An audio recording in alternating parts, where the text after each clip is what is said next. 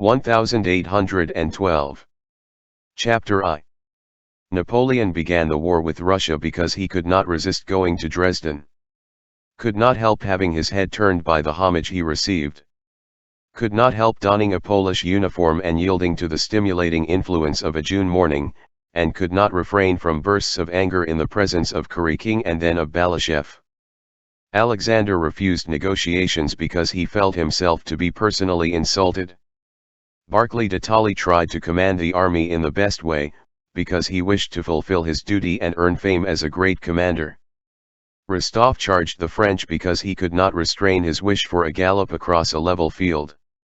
And in the same way the innumerable people who took part in the war acted in accord with their personal characteristics, habits, circumstances, and aims.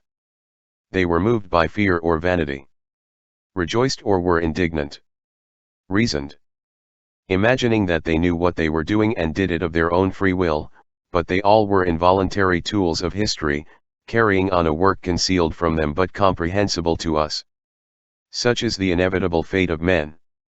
Of action, and the higher they stand in the social hierarchy the less are they free. The actors of 1812 have long since left the stage, their personal interests have vanished leaving no trace, and nothing remains of that time but its historic results. Providence compelled all these men, striving to attain personal aims, to further the accomplishment of a stupendous result no one of them at all expected, neither Napoleon, nor Alexander, nor still less any of those who did the actual fighting. The cause of the destruction of the French army in 1812 is clear to us now. No one will deny that that cause was, on the one hand, its advance into the heart of Russia late in the season without any preparation for a winter campaign, and, on the other, the character given to the war by the burning of Russian towns and the hatred of the foe this aroused among the Russian people. But no one at the time foresaw what now seems so evident: that this was the only way an army of 800,000 men, the best in the world and led by the best general, could be destroyed in conflict with the raw army of half its numerical strength, and led by inexperienced commanders as the Russian army was. Not only did no one see this, but on the Russian side every effort was made to hinder the only thing that could save Russia. While on the French side, despite Napoleon's experience and so-called military genius, every effort was directed to pushing on to Moscow at the end of the summer, that is, to doing the very thing that was bound to lead to destruction. In historical works on the year 1812, French writers are very fond of saying that Napoleon felt the danger of extending his line, that he sought a battle and that his marshals advised him to stop at Smolensk, and of making similar statements to show that the danger of the campaign was even then understood. Russian authors are still fonder of telling us that from the commencement of the campaign a Scythian war plan was adopted to lure Napoleon into the depths of Russia. And this plan some of them attribute to Pfuel, others to a certain Frenchman, others to Toll, and others again to Alexander himself, pointing to notes, projects, and letters which contain hints of such a line of action. But all these hints at what happened, both from the French side and the Russian, are advanced only because they fit in with the event. Had that event not occurred, these hints would have been forgotten, as we have forgotten the thousands and millions of hints and expectations to the contrary which were current then but have now been forgotten because the event falsified them. There are always so many conjectures as to the issue of any event that however it may end there will always be people to say, "I said then that it would be so," quite forgetting that amid their innumerable conjectures many were to quite the contrary effect. Conjectures as to Napoleon's awareness of the danger of extending his line, and, on the Russian side, as to luring the enemy into the depths of Russia, are evidently of that kind, and only by much straining can historians attribute such conceptions to Napoleon and his marshals, or such plans to the Russian commanders. All the facts are in flat contradiction to such conjectures. During the whole period of the war not only was there no wish on the Russian side to draw the French into the heart of the country, but from their first entry into Russia everything was done to stop them. And not only was Napoleon not afraid to extend his line, but he welcomed every step forward as a triumph and did not seek battle as eagerly as in former campaigns, but very lazily. At the very beginning of the war our armies were divided. And our sole aim was to unite them, though uniting the armies was no advantage if we meant to retire and lure the enemy into the depths of the country. Our emperor joined the army to encourage it to defend every inch of Russian soil and not to retreat. The enormous Drissa camp was formed on Pfuel's plan, and there was no intention of retiring farther. The emperor reproached the commanders-in-chief for every step they retired. He could not bear the idea of letting the enemy even reach Smolensk. Still less could he contemplate the burning of Moscow. And when our armies did unite he was displeased that Smolensk was abandoned and burned without a general engagement having been fought under its walls. So thought the emperor, and the Russian commanders and people were still more provoked at the thought that our forces were retreating into the depths of the country. Napoleon, having cut our armies apart, advanced far into the country and missed several chances of forcing an engagement. In August he was at Smolensk and thought only of how to advance farther, though as we now see that advance was evidently ruinous to him. The facts clearly show that Napoleon did not foresee the danger of the advance on Moscow, nor did Alexander and the Russian commanders then think of luring Napoleon on, but quite the contrary. The luring of Napoleon into the depths of the country was not the result of any plan, for no one believed it to be possible. It resulted from a most complex interplay of intrigues, aims, and wishes among those who took part in the war and had no perception whatever of the inevitable, or of the one way of saving Russia. Everything came about fortuitously. The armies were divided at the commencement of the campaign. We tried to unite them, with the evident intention of giving battle and checking the enemy's advance. And by this effort to unite them while avoiding battle with a much stronger enemy, and necessarily withdrawing the armies at an acute angle, we led the French on to Smolensk. But we withdrew at an acute angle not only because the French advanced between our two armies. The angle became still more acute and we withdrew still farther, because Barclay de Tolly was an unpopular foreigner disliked by Bagration, who would come his command. And Bagration, being in command of the Second Army, tried to postpone joining up and coming under Barclay's command as long as he could.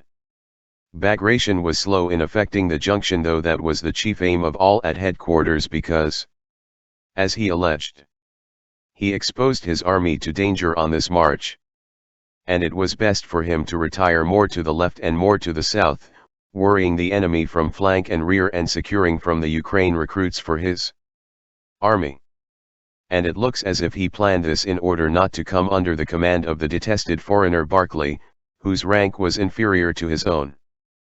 The emperor was with the army to encourage it, but his presence and ignorance of what steps to take, and the enormous number of advisors and plans, destroyed the First Army's energy and it retired. The intention was to make a stand at the Drissa camp. But Paul Uxie, aiming at becoming commander-in-chief, unexpectedly employed his energy to influence Alexander, and Pfuel's whole plan was abandoned and the command entrusted to Barclay. But as Barclay did not inspire confidence, his power was limited. The armies were divided, there was no unity of command, and Barclay was unpopular. But from this confusion, division, and the unpopularity of the foreign commander-in-chief, there resulted on the one hand indecision and the avoidance of a battle, which we could not have refrained from had the armies been united and had someone else, instead of Barclay, been in command. And on the other, an ever-increasing indignation against the foreigners and an increase in patriotic zeal. At last the emperor left the army, and as the most convenient and indeed the only pretext for his departure, it was decided that it was necessary for him to inspire the people in the capitals and arouse the nation in general to a patriotic war. And by this visit of the emperor to Moscow the strength of the Russian army was trebled. He left in order not to obstruct the commander-in-chief's undivided control of the army, and hoping that more decisive action would then be taken, but the command of the armies became still more confused and enfeebled. Bennigsen, the Tsarovik, and a swarm of adjutants general remained with the army to keep the commander-in-chief under observation and arouse his energy. And Barclay, feeling less free than ever under the observation of all these eyes of the emperor, became still more cautious of undertaking any decisive action and avoided giving battle.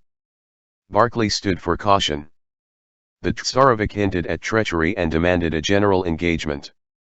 Lubomirsky, Bronitsky, Balaky, and the others of that group stirred up so much trouble that Barclay, under pretext of sending papers to the emperor, dispatched these Polish adjutants general to Petersburg and plunged into an open struggle with Bennigsen and the Tsarevic. At Smolensk the armies at last reunited, much as Bagration disliked it. Bagration drove up in a carriage to the house occupied by Barclay. Barclay donned his sash and came out to meet and report to his senior officer Bagration. Despite his seniority in rank, Bagration, in this contest of magnanimity, took his orders from Barclay, but, having submitted, agreed with him less than ever. By the emperor's orders Bagration reported direct to him. He wrote to Arakchev, the emperor's confidant. "It must be as my sovereign pleases, but I cannot work with the minister." Meaning Barclay. "For God's sake send me somewhere else, if only in command of a regiment. I cannot stand it here. Headquarters are so full of Germans that a Russian cannot exist and there is no sense in anything.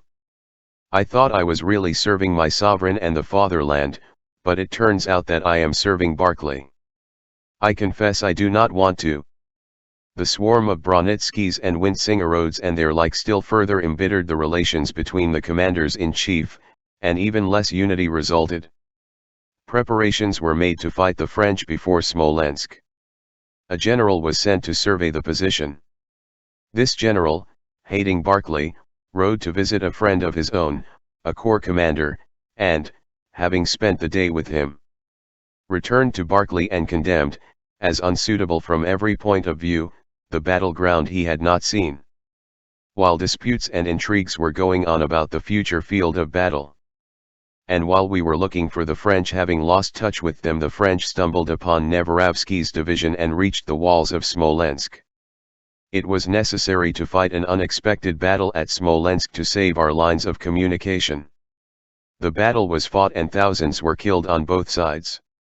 Smolensk was abandoned contrary to the wishes of the emperor and of the whole people.